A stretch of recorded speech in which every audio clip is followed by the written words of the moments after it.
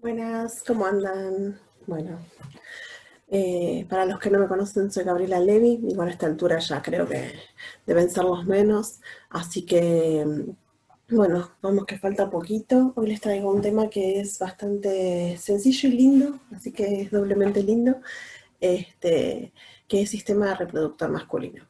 Y van a ver que cada detalle que yo les cuente tiene su explicación, así que es un sistema que cierra bastante bien y bueno, óptimo para esta etapa donde estamos todos muy cansados. Así que bueno, arrancamos, ¿les parece? Bueno, lo primero que vamos a andar preguntando es cuáles son las funciones del sistema reproductor masculino. Muchas funciones ya las conocemos, ¿sí? Ya son cultura general, pero vale la pena mencionarlas. Entre las funciones más importantes que tiene el sistema reproductor masculino es la producción de gametas masculinas que van a ser los espermatozoides, ¿sí? De esta manera, ese organismo productor de espermatozoides se asegura progenie, se asegura dejar descendencia en la vida, ¿está bien? Además, el sistema reproductor masculino también necesita generar el medio de traslado, la nutrición, la maduración, capacitación, todo lo que necesita ese espermatozoide para llegar eh, viable, ¿sí? Y con capacidad de fecundar a un ovocito dentro del sistema reproductor femenino. Además, forma parte de la vía urinaria. Tiene un tema que es súper interesante, así que gracias al órgano sexual masculino, al pene, y a la erección del pene, lo que permite es que haya una copulación interna. Y esto es un salto evolutivo muy, muy grande en las especies, dado que permite tanto la fecundación como el desarrollo de ese embrión dentro del organismo femenino y protegido del medio ambiente. Después también vamos a ver que tiene una función endocrina con la producción de distintas hormonas, ¿sí? Entre ellas la testosterona y la inhibina que vamos a ver a lo largo de esta teórica. Y una de las funciones también que es súper importante es la producción de placer. En cuanto a los componentes de este sistema reproductor masculino, vamos a encontrar los testículos, las vías espermáticas, las glándulas sexuales anexas y el pene y el escroto, que son los órganos externos. Sí, los órganos sexuales externos en el varón. En este video vamos a hacer hincapié en todo lo que es el testículo, la formación de los espermatozoides y las vías espermáticas. Y en el siguiente video vamos a hablar de los temas que nos falten. Muy bien, entonces, todos sabemos que los varones tienen un contenido genético XY, ¿sí? Tienen 2 cromosomas, recordemos que los humanos tenemos 46 cromosomas agrupados de a pares, ¿sí? Donde la mujer tiene los cromosomas, tiene los 22 pares autosómicos y el par sexual XX, mientras que el hombre tiene el par sexual XY. Entonces, ya en las etapas tempranas del desarrollo de este embrión que va a dar lugar a un varón, ¿sí? Empiezan o sea, estos cromosomas que son determinantes del sexo, en particular el cromosoma Y, ¿sí? Contiene un gen en una región que está acá esquematizada de amarillo, que está en el brazo corto de este cromosoma, que se llama gen SRI. Este gen SRI comienza su síntesis de proteínas en unas células que son precursoras de las células de Sertoli, que las vamos a charlar dentro de un rato, y producen esta proteína que está codificada por el gen SRI. Y esta proteína no es otra cosa que un factor de transcripción que significa que va a actuar en otros cromosomas, en otros genes de otros cromosomas, y va a producir la síntesis de varias proteínas, ¿sí? Todas ellas relacionadas con la formación de las gametas sexuales masculinas. Entonces, dentro del embrión se forman en la pared posterior 2 primordios, ¿sí? En la pared abdominal, en la pared posterior abdominal, dos primordios que derivan de unas crestas, que eso lo van a ver muy bien en embriología. Pero se forma una gónada inicial que está en una etapa indiferenciada o indiferente. Esto significa que dependiendo de los factores que esa gónada reciba, ese primordio reciba, va a seguir su desarrollo vía desarrollo femenino o masculino, ¿sí? A su vez, y en respuesta a estas proteínas que se fueron sintetizando gracias a la acción de este factor de transcripción, ¿sí? Las células de Leydig van a empezar a producir testosterona, que va a ayudar, ¿sí? Va a promover el desarrollo de los órganos de las vías espermáticas en el varón, ¿sí? Y además hay una enzima que transforma la testosterona en dihidrotestosterona, que va a ser la responsable, es una hormona que es mucho más potente, ¿sí?, que la testosterona, y que va a dirigir la formación de los genitales sexuales externos, ¿sí? Por otro lado, estas células de Sertoli que hablábamos en un comienzo, que eran las encargadas de producir este factor de transcripción, a su vez, y en respuesta a la testosterona, producen un factor inhibitorio mülleriano, ¿sí? ¿Qué significa esto? Que produce este factor una involución, quiere decir que inhibe el desarrollo del aparato genital femenino, ¿sí? Entonces, como inhibe el desarrollo del femenino, se forma el masculino. Muy bien. Entonces, en cuanto a los testículos, ¿sí?, ya formados, son órganos pares, ovoides, ¿sí? Tienen de 4 a 5 centímetros de largo por 2,5 de ancho y se alojan en el escroto, ¿sí? Como habíamos dicho al principio, se forman a partir de, o sea, en respuesta a hormonas sexuales masculinas, ¿sí? Pero se forman en un comienzo en la pared posterior, ¿sí? En la pared abdominal, en la región posterior. Y a medida que ese embrión va desarrollándose, tienen que ir bajando hacia la cavidad escrotal, ¿sí? ¿Y cómo es que hacen eso? Bueno, lo hacen gracias a que los testículos están conectados, están conectados con el escroto por un ligamento que se llama gubernaculum testis, ¿sí? Ahí lo tenemos. Este ligamento es sensible a la testosterona. ¿Qué quiere decir que sea sensible? Que responde a la testosterona.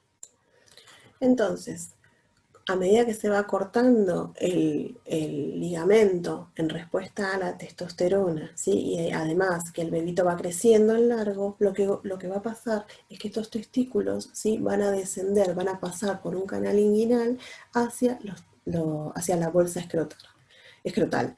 Ahora, ¿qué es lo que pasa? A veces ese canal está tapado o no es bueno el descenso del testículo y lo que va a suceder es que van a permanecer más tiempo del que necesitan estos testículos en la cavidad abdominal. Esta patología se conoce con el nombre de criptorquidia o testículo oculto y tiene que ser corregida, dado que los testículos en la cavidad abdominal no son funcionales y pueden traer problemas luego de los 2 años de vida, donde ya los cambios que se producen por estar en un lugar que no les corresponde ya pasan a ser irreversibles. Ahora bien, ¿por qué creemos o por qué creen ustedes que es necesario que los testículos desciendan a la cavidad escrotal? Y la respuesta es que en la cavidad escrotal nosotros encontramos una temperatura menor a la corporal, de 2 a 3 grados menos por debajo de la temperatura del cuerpo. Y obviamente a medida que estos testículos descienden, ¿sí?, pasando por el canal inguinal, lo que va a suceder es que se llevan consigo vasos, nervios, vasos linfáticos también, ¿sí?, y una extensión del peritoneo abdominal que se llama túnica vaginal. Entonces, como bajó y arrastró, como los testículos bajaron y arrastraron estos vasos, van a recibir en el adulto, ya en el organismo formado, una rama directa de la aorta abdominal que se llama arteria testicular, que tiene una particularidad y es que está rodeada, ¿sí?, por un plexo venoso denominado plexo pampiniforme. Entonces, acá les muestro, tenemos la arteria testicular, ¿sí? Que se caracteriza por irrigar al testículo, por supuesto, pero además tiene un recorrido bastante tortuoso, ¿sí? Como dijimos recién, está rodeada por el plexo venoso pampiniforme. Lo que va a suceder es que esta arteria en su trayecto pasa muy cerca de la superficie, entonces pierde calor. Y cuando la sangre vuelve por el plexo venoso, va a enfriar a la sangre que está entrando. Acá les dejo otro esquemita para ver si se pueden dar una idea de cómo es, pero yo creo que en este se ve un poquito mejor, ¿sí? A ver, en este.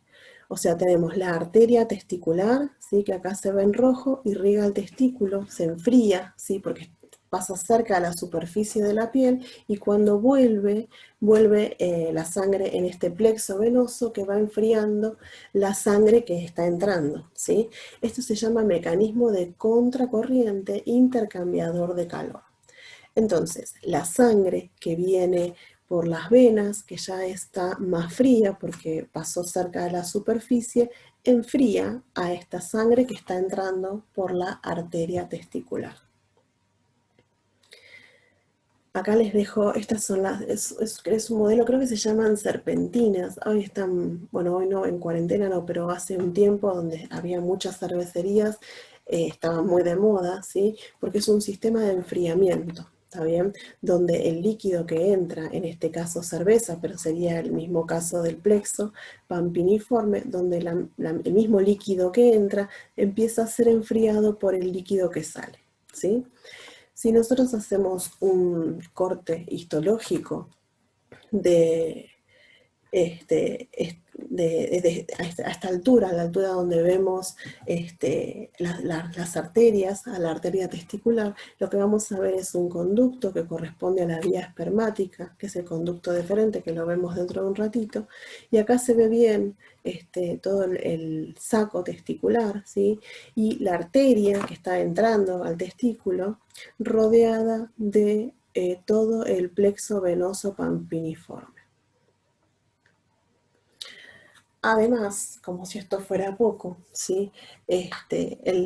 Hay dos músculos que también regulan la pérdida de calor en los testículos.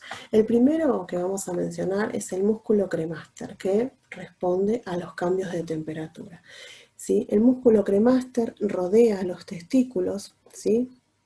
A esta altura, acá está representado con creo que es un violeta, ¿sí? Y acá se ve rodeando a los testículos, y lo que ocurre es que cuando este músculo se contrae, acerca los testículos a la pared abdominal, acerca los testículos al cuerpo, ¿sí? A diferencia, eso ocurre cuando hace frío, cuando hace calor, su relajación hace que los testículos se alejen del cuerpo, ¿sí?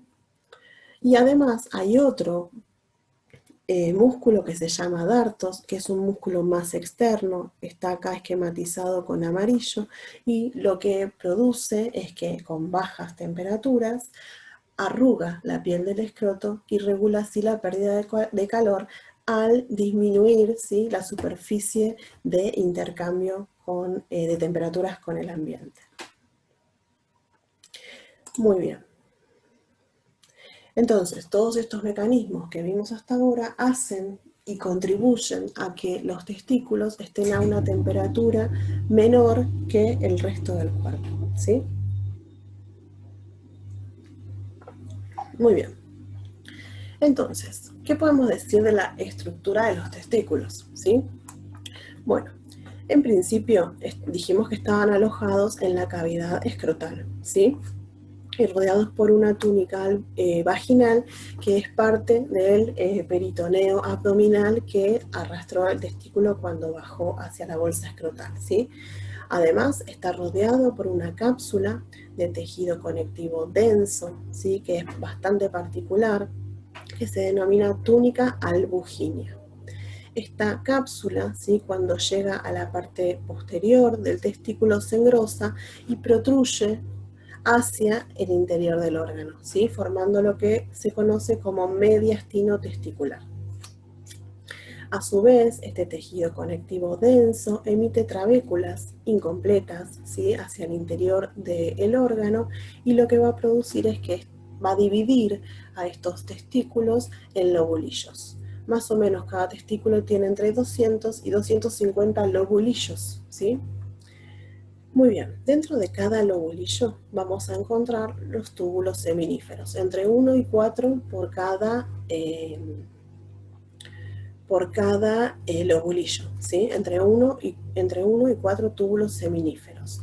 Y estos túbulos son túbulos largos que se pliegan sobre sí mismos, ¿sí? Forman un asa, ¿sí? Y en algún punto cerca del mediastino tienen un trayecto recto. Ahí se llaman túbulos rectos, muy original el nombre, ¿sí? Túbulos rectos, y el contenido, que ahora vamos a ver qué es, el contenido de estos túbulos rectos siguen una red, o sea, siguen hacia una red testicular para finalmente, ¿sí?, salir del testículo por un número reducido, entre 10 y 20 conductillos eferentes, ¿sí?, que ahora se van a comunicar en otro túbulo que se llama epidídimo, ¿sí? Y el epidídimo también se enrolla sobre sí mismo, es súper largo, vamos a ver que tiene entre 4 y 6 metros, y después lo que sucede es que sigue el trayecto por el conducto deferente. Muy bien, cuando le hacemos la técnica histológica al testículo vemos exactamente eso, ¿sí? La túnica albuginea, que es un tejido conectivo, la red testicular, y obviamente vemos los túbulos seminíferos. Esto es con bajo aumento, así que mucho no se va a ver, pero lo vemos en un ratito, ¿sí? Y acá se ve el epidídimo, ¿sí?, que tiene esta forma de semiluna y se apoya sobre los testículos. Muy bien, entonces, un poco para repasar, habíamos dicho una túnica albuginea, un tejido conectivo que emite tabiques, ¿sí?, incompletos hacia el interior del órgano, y lo separa en los lobulillos, ¿sí? Habíamos dicho más o menos 250 lobulillos, y cada uno tiene entre 1 y 4, o sea, en promedio, 1000 túbulos seminíferos por testículo, que más o menos suman unos 500 metros de recorrido, si uno suma todos los túbulos seminíferos, ¿no? Después, este contenido, que no va a ser otra cosa que líquido y espermatozoides, ¿sí?, se vuelca en los conductos eferentes, y después pasan al epidídimo, ¿sí?, que tiene entre 4 y 6 metros para finalmente derivar en el conducto deferente. Muy bien, lo vemos con un poquito más de aumento, ¿sí? El testículo tiene una capa, como dijimos recién, gruesa, que forma una cápsula de tejido conectivo denso, ¿sí?, que es la túnica albuginea, y acá ya se empiezan a ver los túbulos seminíferos. Ahora, si hacemos un aumento en esta región del preparado, lo que vamos a ver es esta estructura. Recuerden que los túbulos seminíferos, como lo dice su nombre, son túbulos, ¿sí?, son tubos. Entonces hay que tener muy presente cómo es que tenemos que interpretar este corte, ¿sí? Bueno, estos túbulos, lo que tienen es que son túbulos seminíferos, que quiere decir que están produciendo espermatozoides, ¿sí? Entre 200 y 300 millones de espermatozoides por día. Una bestialidad, ¿sí? Entonces, bien, ¿cómo interpretamos el preparado? Eso lo podríamos haber visto en el práctico, pero se los voy adelantando, ¿sí? Acuérdense que entonces es un tubo que va y viene con un recorrido medio azaroso, hasta que tiene un camino, una trayectoria recta, ¿sí?, que es cuando está por entrar a la red testicular. Entonces, por ejemplo, si yo tengo este tubo, justo lo corto, ¿sí?, a nivel bien transversal, lo voy a ver bien circular, ¿sí? A ver. Tubo, ¿Se ve? Tengo un tubo, ¿sí? Lo corto bien transversal, cuando lo voy a ver en el microscopio lo veo circular, ¿sí? Y así, o sea, como tiene un camino tortuoso, depende del plano de corte, es como yo voy a tener, qué es lo que voy a ver en el preparado, ¿sí? Entonces, por ejemplo, si vuelvo un poquito, ¿sí? Este sería un corte bien transversal, bien transversal del tubo, mientras que este es un corte más oblicuo, ¿sí? Y hay algunos cortes que nunca tocan la luz, como por ejemplo este que está acá a la izquierda, ¿sí? Muy bien, entonces, ¿qué veo yo dentro del túbulo seminífero? El túbulo seminífero, recuerden que es un túbulo hueco, entonces tiene una luz, que sería esta región de acá. En contacto con toda luz tenemos un epitelio, ¿sí? Que en este caso recibe el nombre de epitelio seminífero. Y vamos a ver varios tipos celulares en este epitelio seminífero, ¿sí? Lo primero, como es un epitelio que está formando espermatozoides, lo que voy a encontrar van a ser distintas células en diferentes estadios, ¿sí? Del desarrollo de estos espermatozoides, ¿sí? Estos se llaman espermatogonias, espermatocitos y espermátides, ¿está bien? Muy bien. Entonces, con respecto a las espermatogonias, no se las tienen que estudiar todas, no tienen que estudiarse y saberse todos los pasos de memoria, pero sí saber las generalidades que nos van a permitir entender cómo funciona este epitelio, ¿sí? Entonces tenemos unas espermatogonias que se llaman tipo A u oscuro, que hacen mitosis. ¿Para qué hacen mitosis? Para reponer la población, ¿sí? En algún momento estos tipo A dan origen a estos eran tipo A oscuros, ¿sí? Dan origen a los tipo A claros, que tienen una particularidad. Hacen mitosis, pero quedan, ¿sí? Conectadas las células hijas por estos puentes citoplasmáticos, ¿sí? Y después, o sea, siguen haciendo mitosis, culminan las mitosis y van a dar origen a unas espermatogonias que se llaman del tipo B, que esas ya están predestinadas a hacer meiosis, ¿sí? ¿Se entendió? Muy bien, entonces tengo una etapa de meiosis, ¿sí? Donde recuerden que es reduccional, ¿sí? O sea que de los 46 cromosomas yo tengo que pasar a tener 23 de esos, ¿sí? De esos 23 pares necesito 23, no pares, simples, 23 únicos, ¿sí? Entonces tenemos dos etapas en la meiosis, una es reduccional, la otra es ecuatorial, ¿sí? Esto lo vieron en el curso de ingreso, así que no me voy a detener, pero bueno, o sea, lo que ustedes tienen que saber es que estas células permanecen unidas, ¿sí? O sea, células de una misma progenie permanecen unidas por estos puentes citoplasmáticos y finalmente, ¿sí? Lo que ocurre ya cuando estamos en etapas avanzadas, que estas células, ¿sí? Que ya tienen, ya pasaron por meiosis, van a sufrir una serie de transformaciones citoplasmáticas, ¿sí? Especializaciones que van a dar origen a los espermatozoides y van a dejar unos cuerpos residuales que van a tener que ser fagocitados por las células de Sertoli, que ahora se los explico en un ratito, ¿sí? Muy bien, acá no nos vamos a meter en detalle, pero estas son las espermátides, ¿sí? Que empiezan a sufrir una serie de modificaciones citoplasmáticas y organización del citoesqueleto, más una ubicación preferencial de las mitocondrias, bueno, un montón de pasos que están súper estudiados que van a terminar con un espermatozoide. Inmaduro, porque todavía no está maduro y no tiene la capacidad de fecundar a un ovocito, pero ya por lo menos tiene la forma y las organelas. Muy bien, entonces, todo este proceso tarda varios días, ¿sí? En el humano tarda 74 días. Pero entonces, lo que acá nosotros tendríamos que pensar, ¿cómo puede ser, no? Desde el punto de vista biológico, porque, o sea, la razón de este sistema y de que sea todo tan perfecto es para que ese organismo deje descendencia. Entonces, ese organismo, ¿sí?, tiene que asegurarse que si tiene la posibilidad de fecundar un ovocito, no pierda el tiempo, digamos, ¿sí? Entonces, a lo que me estoy refiriendo, y a lo que quiero referirme, es que si se da la posibilidad de que haya una hembra en celo, por ejemplo, si estamos hablando de animales, ¿sí?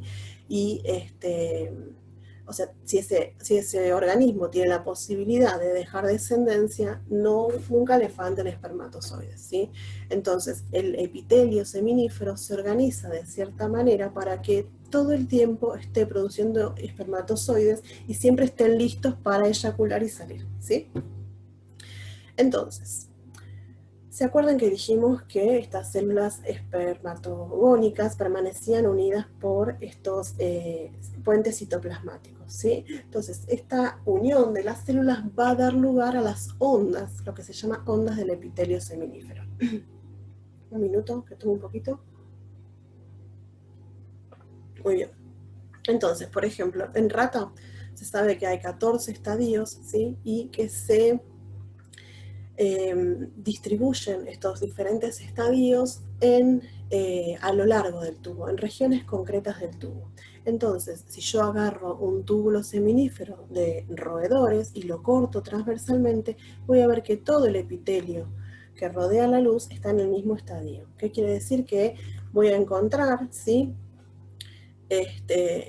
diferentes, o sea, voy a encontrar a todas las células espermatogénicas en el mismo estadio, ¿sí? Ahora, si yo lo corto en otro lugar de la longitud del tubo, voy a encontrarme con otro estadio, ¿sí? En el humano, bueno, todo este proceso tarda 74 días, ¿sí? Entonces era lo que yo les decía hace un rato. No puede ese organismo esperar, si eyaculó hoy, no puede esperar 74 días para eyacular de vuelta y tener la posibilidad de fecundar un ovocito. Tiene que ser a demanda, digamos. Cuando aparece la posibilidad, tiene que estar listo, ¿sí? Independientemente de si el día anterior ya eyaculó. Así que lo que sucede en este caso es que en el humano están como en mosaicos, ¿sí?, los distintos estadios. Entonces, si yo hago un corte transversal del tubo, voy a ver en la misma región, ¿sí?, diferentes estadios. Quizás la parte, por ejemplo, no sé, esta parte 5 va a estar más, voy a encontrar espermátides más avanzadas que en la región esta 1, ¿sí? Muy bien. Bueno. Meiosis, ¿sí? Recordemos entonces que estos espermatozoides para formarse tenían que reducir su contenido cromosómico, ¿sí? Y eso lo hacen a partir de la meiosis. No vamos a ver meiosis, porque eso ya lo vieron en el curso de ingreso, pero sí me gustaría que tengan presente unos eventos que ocurren en la meiosis, ¿sí? Que son estos que les señalo acá. Lo agrandamos un poquito, ¿sí? Y lo que vamos a ver que en la fase reduccional, ¿sí?, estos cromosomas homólogos, ¿sí?, estos pares de cromosomas, el par 1, el par sexual, el par 22, se reconocen y se alinean, ¿sí? Se alinean y se unen a través del kinetocoro, ¿sí? Y ahí es donde empiezan a intercambiar material genético, ¿sí?, de manera que después las células hijas tienen diferente contenido genético, ¿sí?, que la célula que le dio origen. No es que tienen la mitad y ya está, sino que tienen esta variabilidad, ¿sí? Ahora bien, este mecanismo, ¿sí?, se llama crossing over o entrecruzamiento. Hay una recombinación, hay un intercambio de material genético entre los cromosomas homólogos, ¿sí? Muy bien, y ahora esto está re bueno porque asegura la variabilidad genética de la progenie, pero hay unas células que mucho no les gusta eso, ¿sí? Porque ¿qué pasa? Estas células, ¿sí?, que ya pasaron por meiosis, que ya redujeron su contenido, van a estar expresando proteínas que no expresaban las células que le dieron origen, ¿sí? Y acá es donde el sistema inmune necesita tener un freno, ¿sí? Porque estas células nuevas no pueden estar en contacto con el sistema inmune, ¿se entiende? porque el sistema inmune lo va a reconocer como algo que no es propio y lo va a atacar, ¿sí? Así que ahí aparecen unas células que producen una barrera hematotesticular, ¿sí? Entre otras cosas porque son células súper importantes, que se llaman células de Sertoli, ¿sí? Que son estas que están esquematizadas en rosa. Muy bien, estas células de Sertoli van a darle el sostén, ¿sí? El sostén nutricional, físico, ¿sí? Y van a producir estas prolongaciones entre dos células de Sertoli para formar la barrera hematotesticular. Y obviamente estas células acompañan al desarrollo de los testículos, perdón, de los espermatozoides. Bueno, estas células de Sertoli entonces son células que están súper especializadas, son cilíndricas, ¿sí? Están apoyadas sobre la membrana basal del epitelio y además están en contacto con la luz del epitelio seminífero, tienen un REL extenso, un rugoso bien desarrollado, poseen muchas mitocondrias esferoidales alargadas, tienen un Golgi muy desarrollado, tienen cantidades variables de lisosomas, inclusiones lipídicas, vesículas, gránulos de glucógeno, o sea, tienen de todo, ¿sí? Microtúbulos muy abundantes, y cuerpos de inclusión característicos que se llaman cristales de Charcot-Böttcher, que son los que se ven acá, ¿sí? Que cuando uno le hace la microscopía electrónica se da cuenta que son filamentos poco ordenados, pero bastante densos, ¿sí? Entonces, además, o sea, ¿qué es lo que sucede? Habíamos hablado de la barrera hematotesticular. Entre dos células de Sertoli contiguas, ¿sí? Lo que ocurre es que emiten prolongaciones, ¿sí? Estas dos células de Sertoli emiten prolongaciones, ¿se ve? Sí. Emiten prolongaciones e involucran, se forman zónulas occludens. Zónulas occludens, ¿para qué? Para separar, ¿sí? Dos compartimientos, ¿sí? Entonces, zónulas occludens, que son unas occludens bastante especiales, ¿sí? Porque, miren, si esta línea es la membrana plasmática de las dos células, ¿sí? Además, ocurre que hay filamentos, haces de filamentos de actina entre las dos células, ¿sí? Las dos células ponen filamentos de actina y además ponen, por algún motivo, cisternas del retículo liso, ¿sí? Entonces, tengo entre dos células de Sertoli contiguas, tengo células occludens y además tengo desmosomas, uniones nexo, ¿sí? Así que es súper, súper importante y especializada esta unión de cierre. Muy bien, entonces, dijimos que estas células de Sertoli, a partir de estas prolongaciones que emiten, ¿sí? Van a hacer un cierre y van a formar la barrera hematotesticular, para que estas células que están en formación, que ya pasaron por meiosis y ahora van a expresar proteínas que antes no, el sistema inmune no las conoce, ¿sí? No las conocía, a partir de esta barrera hematotesticular, estas células de Sertoli van a formar dos compartimientos, van a poder compartimentalizar el epitelio, ¿sí? Van a dejar un compartimiento adluminal, que se llama así porque está cerca del lumen, ¿sí? Y un compartimento basal. Entonces, compartimiento basal, ¿qué células voy a poner en ese compartimento basal? Todas las espermatogonias que hacen mitosis, ¿sí? Todos los tipos de espermatogonias que no tienen problema con el sistema inmune porque se conocen, ¿sí? Y en el compartimiento adluminal voy a poner los estadios o sea, las células, los espermatocitos primarios, secundarios y espermátides que ya pasaron por meiosis y que tendrían este problema con el sistema inmune, ¿sí? Muy bien. ¿Qué más les puedo decir de acá? Bueno, creo que estamos bien. Muy bien, entonces, células de Sertoli, hablamos de las organelas, ¿sí?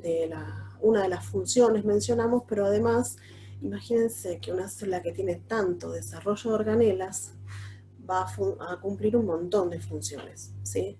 Todas las funciones que cumplen, bueno, la primera, la formación de la barrera hematotesticular, que ya lo mencionamos, ¿sí? Que es súper importante, porque lo que ocurre es que si el sistema inmune entra en contacto con antígenos, ¿sí? Con estas proteínas que ahora, que ahora forman parte, ¿sí? de los espermatocitos que ya pasaron por meiosis, ¿qué va a hacer? Primero que las va a atacar, ¿sí? Y después va a producir anticuerpos, ¿sí? Y si produce anticuerpos, esos anticuerpos van a reconocer los espermatozoides, van a producir la aglutinación de espermatozoides y ese individuo no va a poder dejar progenie porque los espermatozoides no son funcionales, ¿sí? Así que es súper importante la barrera hematotesticular. Además, estas células de Sertoli les dan sostén nutricional, ¿sí? a los espermatozoides en formación y físico, porque no les dije, pero además de esta unión Sertoli-Sertoli, también las células de Sertoli tienen unas uniones especiales, ¿sí? Con las espermátides en formación, ¿sí? Uniones especiales, tienen nexos, tienen desmosomas, pero no tienen adherens. Muy bien. Además, vuelvo un cachito para atrás, también estas células de Sertoli van a estar regulando el contenido de glucosa, de sacáridos, de iones, ¿sí? Que va a estar en el líquido acá en el luminal, ¿sí? Muy bien. Estas células de Sertoli también tienen una función exócrina que produce, entre otras cosas, la proteína fijadora de andrógenos. Esta proteína fijadora es súper importante también porque lo que va a estar haciendo es fijando, ¿sí? a la testosterona. Después de la pubertad, las células de Sertoli, que todavía no las vimos, pero las vemos en las siguientes diapositivas, producen testosterona, ¿sí? Entonces, estas células de Sertoli, al producir esta proteína fijadora de andrógenos, va a ser, ¿sí? Es exócrina esta función, entonces la sintetiza, ¿sí? Y la deja acá en la luz del túbulo.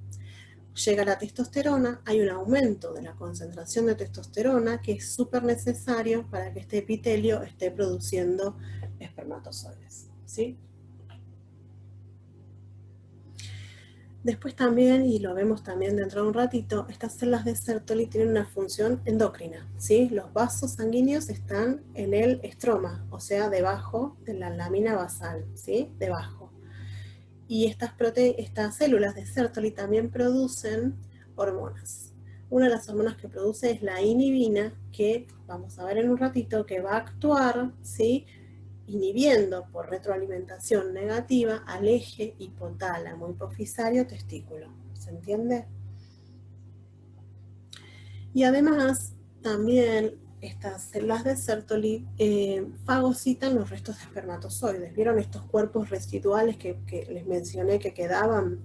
Bueno, las células de Sertoli son las encargadas de fagocitarlos y de sacarlos del medio.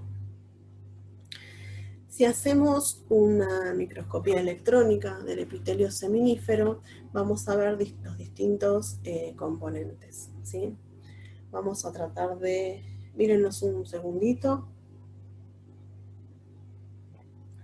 Muy bien. Lo primero que podemos ver acá, les ayuda un poquito, es la membrana basal, ¿sí? Membrana basal del epitelio, o sea que esta es la región basal y la región apical del epitelio va a estar de este lado, ¿sí? Debajo, acá se llega a ver, ¿sí? Debajo de la membrana basal hay capas de células mioides, que ahora se las voy a mostrar mejor. Entonces vemos la membrana basal del epitelio, acá vemos un espermatozoide ya casi a punto de ser liberado hacia la luz, y acá entonces vamos a ver la célula de Sertoli, ¿sí? Que le da sostén a este espermatozoide, y después vamos a ver distintos células en distintas etapas de la espermatogénesis, ¿sí? Las espermatogonias, espermatocitos primarios y las espermátides. Muy bien. Entonces, habíamos mencionado en algún momento que estos espermatozoides, a pesar de estar casi listos, ¿sí? No están listos. Esto significa que todavía no tienen la capacidad, a pesar de haber sido liberados a la luz del túbulo seminífero, ¿sí? Son inmóviles. O sea, que quiere decir que todavía no pueden mover el flagelo y no pueden nadar. Entonces, bien, se preguntarán cómo es que va a esos espermatozoides que se están produciendo en estos casi 500 metros de túbulos seminíferos, cómo es que van a llegar a buen puerto. Y bueno, esto se da porque los túbulos seminíferos están rodeados por algunas capas, creo que son 4 en el humano, de células mioides. Estas células mioides se parecen a células de músculo liso, ¿sí? Que hacen contracciones rítmicas, que producen como ondas peristálticas y van a permitir que estos espermatozoides, ¿sí? Ya formados y que están libres en la luz, vayan y recorran todo las vías, ¿sí? Todo el túbulo. Muy bien. Bueno, acá les muestro de vuelta el epitelio seminífero, ¿sí? Se ven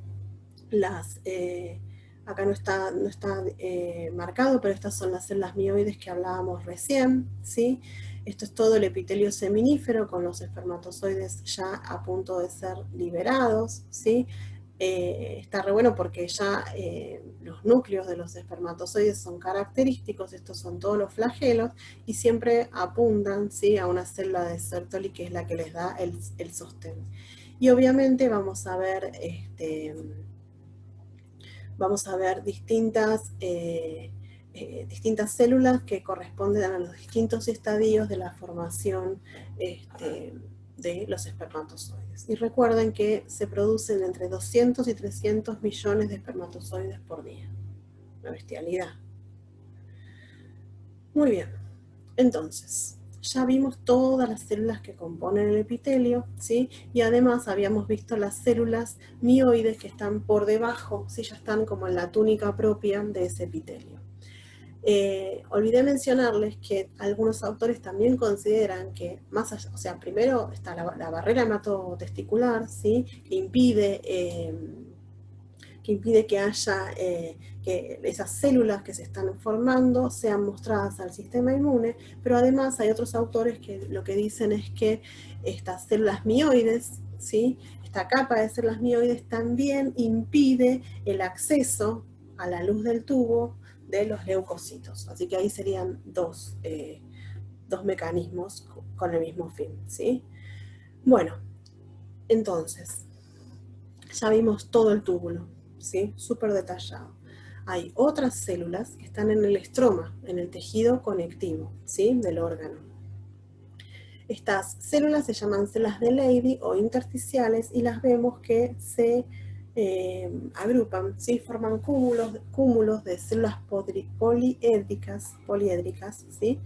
Que van a estar produciendo testosterona, ¿sí? La testosterona tiene un montón de funciones, es una hormona, ¿sí? Tiene un montón de funciones, entre ellos la diferenciación fetal, que la vimos hace un ratito, ¿sí? Después de la etapa fetal quedan en un estado como quiescente, ¿sí? Hasta que vuelven a activarse en la pubertad. Y producen la diferenciación, ¿sí? Se diferencian. Después, mantienen la espermatogénesis, ¿sí? Gracias a la testosterona es que hay producción de espermatozoides. Además también inducen la formación de la barrera hematotesticular y mantienen las vías y las glándulas anexas. Y también tiene una función en la libido. Si agarramos una célula de Leydig y la miramos al microscopio electrónico, vamos a ver que tiene varios lisosomas, ¿sí? Tiene Golgi, tiene estas estructuras que son depósitos de lípidos y cuando tiene un poquito de RER también, ¿sí? Y tiene una organela que si le hacemos un zoom se ve de este estilo. ¿Qué será esta organela? Es un retículo endoplásmico liso, muy desarrollado, ¿sí? Y que tiene que ver con la síntesis de testosterona, porque la testosterona es una hormona lipídica, así que esta célula de Leydig tiene todas las características de una célula productora de lípidos, ¿sí? De hormonas esteroides. Y además tiene unas estructuras que son características, que se llaman cristales de Reinke, que no se sabe para qué son, pero hay algunos autores que piensan que tiene que ver con una producción proteica. Muy bien. Entonces, habíamos mencionado el eje hipotálamo, hipofisario, testículo, ¿sí? ¿Y qué es lo que pasa? Entonces, habíamos llegado en la clase de endocrino a decir que la adenohipófisis producía FSH, LH y prolactina, ¿sí? La LH y la prolactina van a actuar sobre las células de Leydig y van a inducir, van a promover la síntesis de testosterona, ¿sí? La testosterona, recuerden que hay una enzima que se llama 5-alfa reductasa que va a transformar la testosterona en dihidrotestosterona. Y esto va a tener efectos sobre los órganos genitales accesorios, va a permitir el desarrollo de las características sexuales secundarias, ¿sí? Como la voz, la barba, los pelos. Va a tener también efectos metabólicos y efectos psicológicos, ¿sí? A su vez la testosterona, ¿sí? va a actuar sobre las células de Sertoli. Por otro lado, la FSH, también secretada por la adenohipófisis, va a actuar en las células de Sertoli, ¿sí? Para que produzca la hormona fijadora de andrógenos, que es donde se va a pegar la testosterona y va a permitir que este epitelio seminífero produzca espermatozoides. Ahora bien, cuando hay mucha producción de espermatozoides, ¿sí?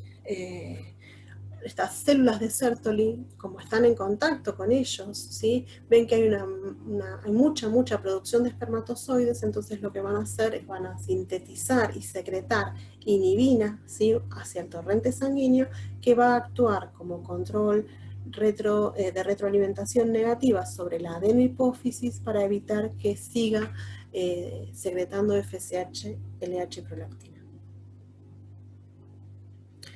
Muy bien, estamos llegando al final del testículo, ¿sí? Obviamente, el testículo es un órgano, son dos órganos que funcionan impecablemente, ¿sí? Está muy regulada el funcionamiento del testículo, cómo el testículo regula la temperatura, pero bueno, hay algunas alteraciones que hacen que el testículo no funcione de manera normal, ¿sí?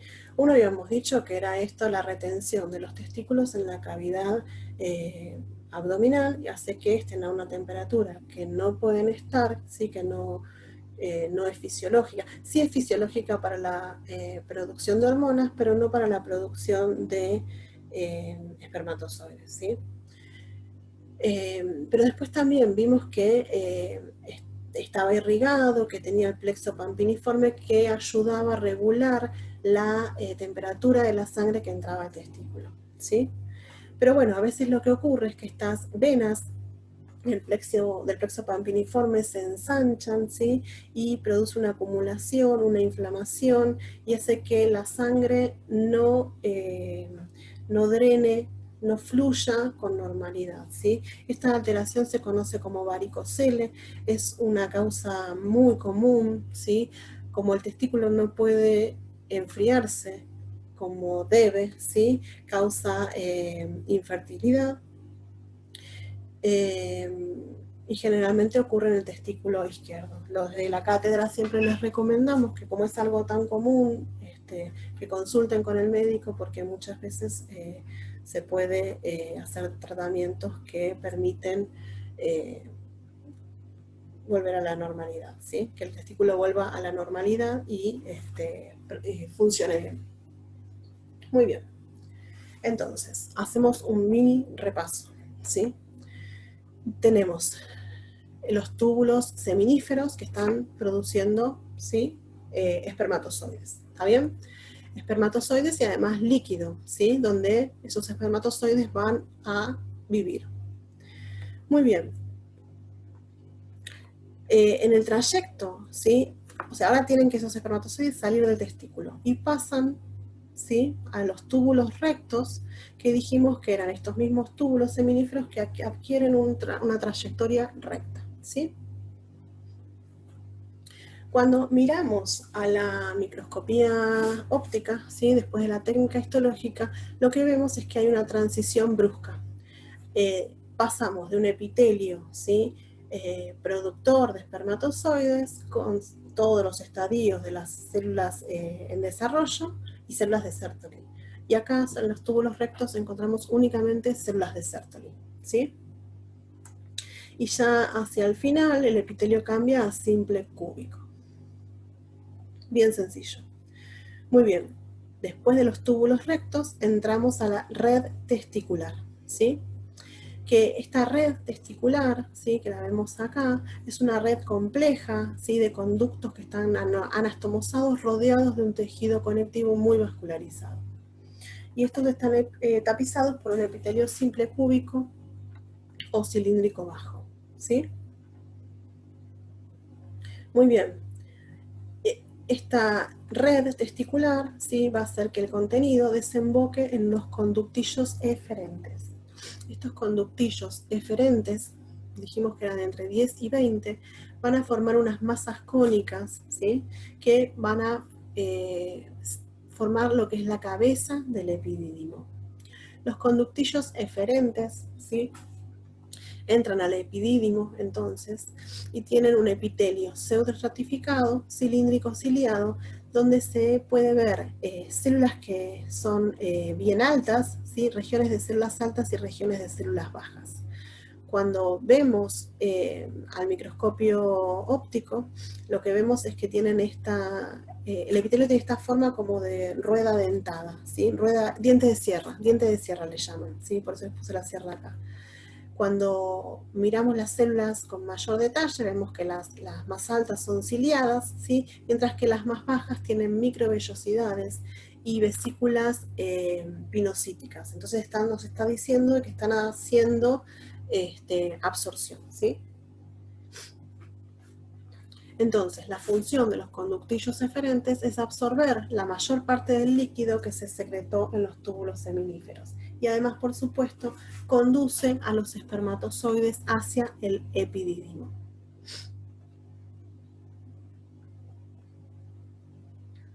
Muy bien. El epidídimo, entonces, dijimos que era un órgano único, es un tubo único, ¿sí?, que mide entre 4 y 6 metros y tiene una forma de semiluna, ¿sí?, que se apoya en la pared superior y posterior del testículo. A ver si me deja pararlo un segundo. Bueno, volví, me tenía que sonar la nariz. Bueno, entonces habíamos llegado al epidídimo, ¿sí?, dijimos que era un conducto único, dijimos dónde estaba ubicado, ¿sí? Y lo que tiene este tubo es que es largo, tiene de 4 a 6 metros de longitud y también está enrollado, ¿sí? Podemos ver 3 regiones en el epidídimo: la cabeza, el cuerpo y la cola. La función que tiene el epidídimo es absorber y secretar, ¿sí?, sustancias.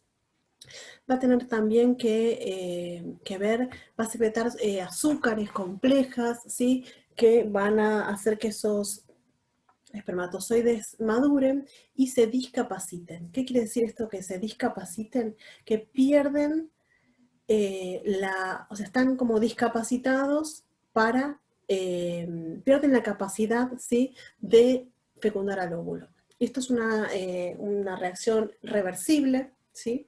O sea que en el transcurso de este tubo, los espermatozoides van a madurar, van a empezar a ser móviles, ¿sí?, pero van a estar con un factor discapacitante y se va a impedir que esos espermatozoides puedan fecundar un óvulo, ¿sí?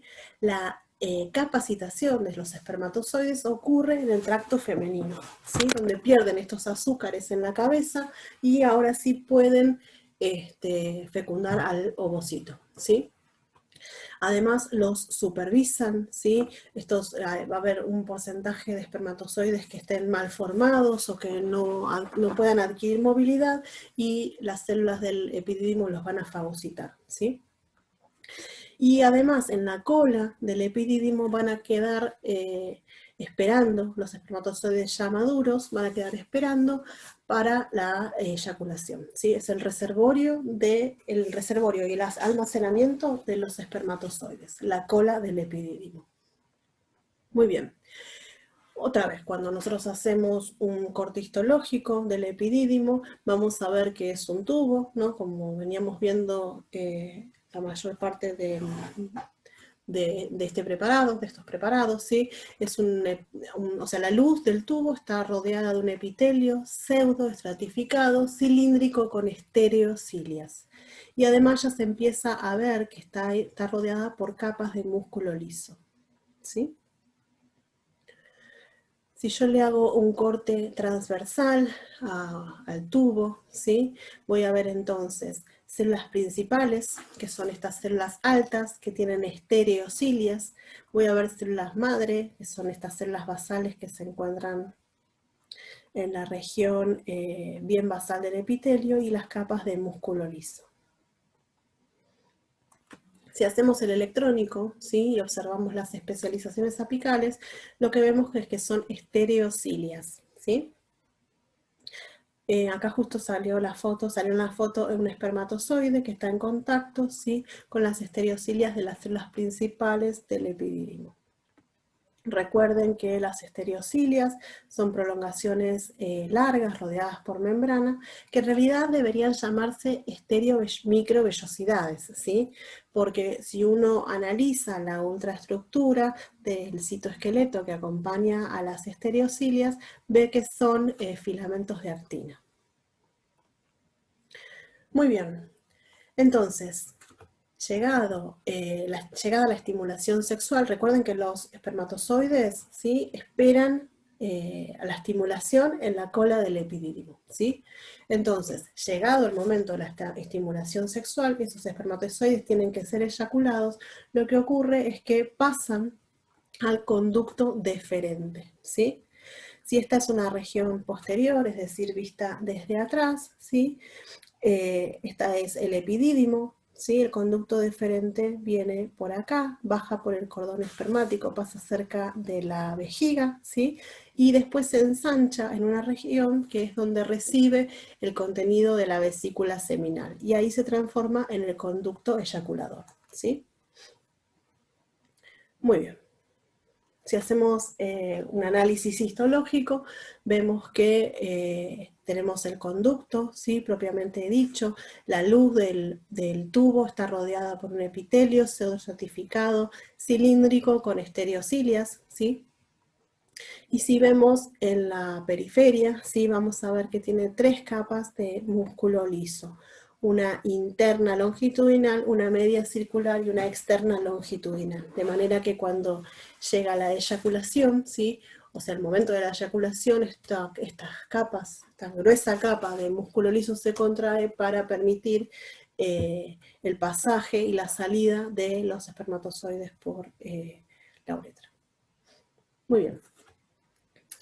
Muy bien, entonces, lo que tiene el conducto deferente es que pasa muy cerca de la piel, ¿sí? Y al pasar muy cerca de la piel, es mediante una operación, ¿sí? Mediante un procedimiento quirúrgico, el hombre puede decidir, de alguna forma, esterilizarse, ¿sí? Y ahora impedir que los espermatozoides que se formaron en el testículo sigan su rumbo hacia el exterior, ¿sí? De esta manera, o sea, la vasectomía es un corte que se hace en el conducto deferente, es un procedimiento muy sencillo, ¿sí? Y se da, por ejemplo, para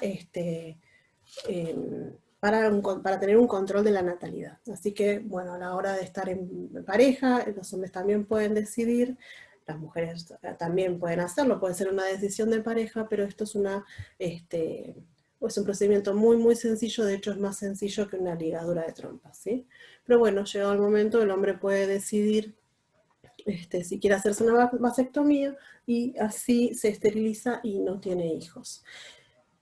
Tengo entendido que este procedimiento puede ser reversible, pero hay en algunos casos en que causa una inflamación, que puede haber ruptura de la barrera hematotesticular, así que si esa persona quiere hacerlo reversible, hay casos en los que no se puede dar. Muy bien, llegamos al fin del primer video, ahora en un ratito les mando el segundo. Bueno, hasta luego, espero que les haya gustado. Chau, chau.